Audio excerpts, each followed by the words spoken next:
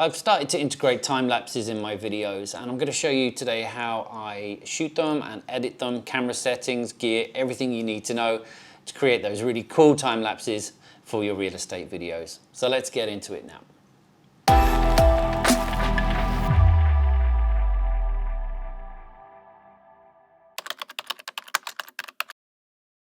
I like to put time lapses at the start of my video and also at the end sometimes as well, just to make it a little bit more interesting.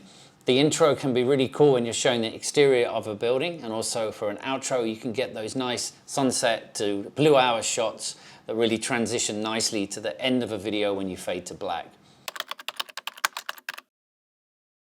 Now there's two main methods that people use for time lapses. First of all is shooting video and then speeding it up, and the second one is to take stills. I prefer the second method, and there's a reason for this, lots of reasons for this in fact. If you've got a 24 megapixel camera, then basically you're getting 6K footage, which is going to be incredible to look at once you've finished your final cut. And also when you've got something like a 6K image, then you can really crop in and add motion to it without losing any pixels really, and the quality will still be really, really good. The next really important thing about it is that you can add motion blur by having a long exposure, something that you can't do when you're shooting on video. So shoot stills and a nice long exposure and you'll get those beautiful movements in the clouds or whatever object is moving in your shot, whether it be people, the tail lights from cars, traffic, boats, whatever it might be, you'll be able to see that beautiful movement. If you're shooting video, or if you're shooting the wrong shutter speed, like a really fast shutter speed, then you're going to get that horrible look where people are just disappearing and reappearing in different places like they've been teleported around the screen. You don't want that. You want everything to be flowing through the screen with a nice smooth motion. Other benefits of shooting stills are that you can shoot raw, so you can make sure that your images are really high quality and you can edit them as you would normally in Lightroom or Photoshop. And also you can shoot really low ISOs, which means that you can shoot at night and there's no noise in your shots at all. Now let's quickly get into the settings. The most important thing is your shutter speed. You want to make sure you've got long exposure for your shots, just so you get that movement we just talked about in the clouds or people or anything that's moving in shot. You get that beautiful motion rather than the static reappearance of objects around the screen. You want at least 2 seconds. 2 to 5 is fine, but for some longer exposures like clouds, you might want to dial in more to like 10-15 seconds for the shutter speed. The rest of the settings, obviously everything's on manual, so you can just move them around to complement that shutter speed. But that's the most important thing to worry about. If you want, you can put it on shutter priority, and then the camera will work it out for you. But better if you dial it in manually. Set your ISO as low as possible, down to 100, or whatever your base ISO is, and then move the aperture control to around 8 to f8 to f11 would be perfect to get nice, crisp, clear images. Do remember also when you're composing your image, keep it nice and wide because you've got lots of room to play with then. You can crop in later and add that motion if you really want to for your video. Remember also that you're going to be taking quite a lot of shots for this, so give yourself enough time. You will need like around about 10 to 15 minutes to get your 5-6 second time lapse for your real estate video. You don't really need much more than that because it's really just going to be a small clip that goes into the rest of your footage. So just give yourself enough time. Imagine you've got about 2 to 5 second exposure and you need at least 200 to 300 shots. Imagine if you're working with a 25 frames per second timeline, you're going to have to shoot 100 still images to be able to get just 4 seconds for your time lapse. So just make sure you give yourself enough time and you take enough images. One of the problems you can get from shooting time lapses is flickering. Now to combat that, you need to make sure that you've got your settings perfect in camera.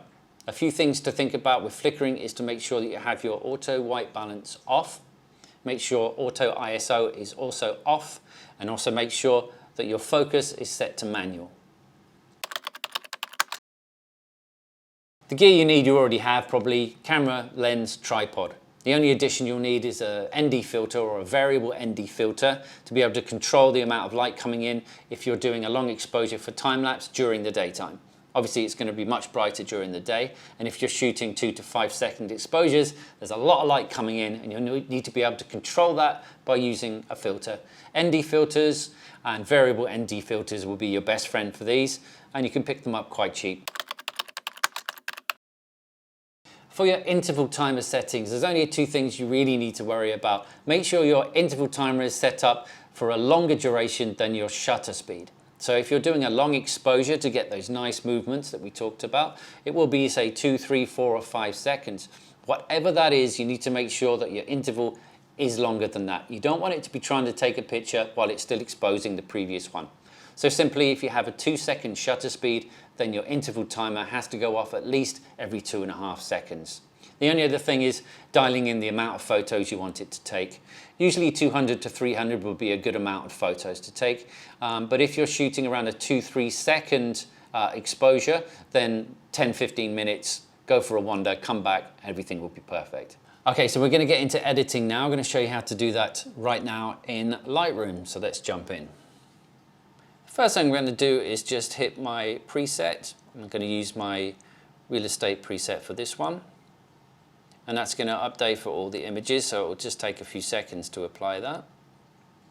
And now I'm just going to adjust the exposure for that first photo. Make it nice and bright, because it's going to get slightly darker as it goes through to nighttime. Might want a little bit more contrast as well. And that's just synchronizing everything that I'm doing as I'm doing it. I'm going to put a little bit more dehaze in there as well. And that'll sync across the board. And of course, we're going to have to crop that to 1920 by 1080 so it fits perfectly with our other footage.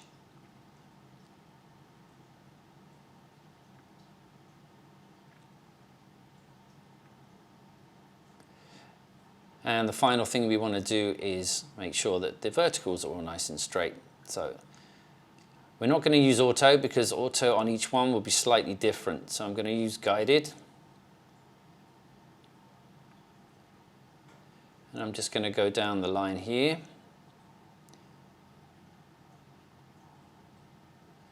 And I'm going to select an area on the far left of the photo, a straight line.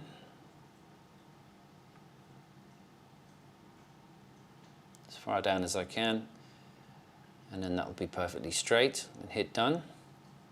And you can see the upright changes have only affected the first one here. So what you need to do is to hit sync here, and that will adjust the perspective adjustments for every single photo. Now what we want to do is just go to the end here and just check that that's worked all the way through, and it should be exactly the same and should be good to go. You can obviously play around with these photos as much as you want, take your time to edit them perfectly to suit you, but for this purpose we're just going to stick with some basic editing now, and I'm going to show you what to do next. So the next thing to do would just be to export those photos. So I'm just going to save them to my desktop, reasonably small files for this demo, because I don't want to take up too much room right now. Just give that a minute to export the photos. Great, now they're exported, we can open our project in Premiere Pro, and then we can import. So right click to import. Go to your location where you stored those, and they'll be obviously in JPEGs. Now what we do is just highlight the top one, and then go down to Options, and then click Image Sequence. That's the magic button. Hit Import, and that will automatically create you your time lapse. You can drag that into your timeline, and then we can have a little look at it. It's only a quick one, this one. I didn't take many photos, so it will go by pretty quick. Now obviously you can add motion in or anything you want with this, and then it's good to go. That's it, guys. Hope you enjoyed the tutorial. Please check out some other tutorials just for you right here now. Thank you very much. See you soon.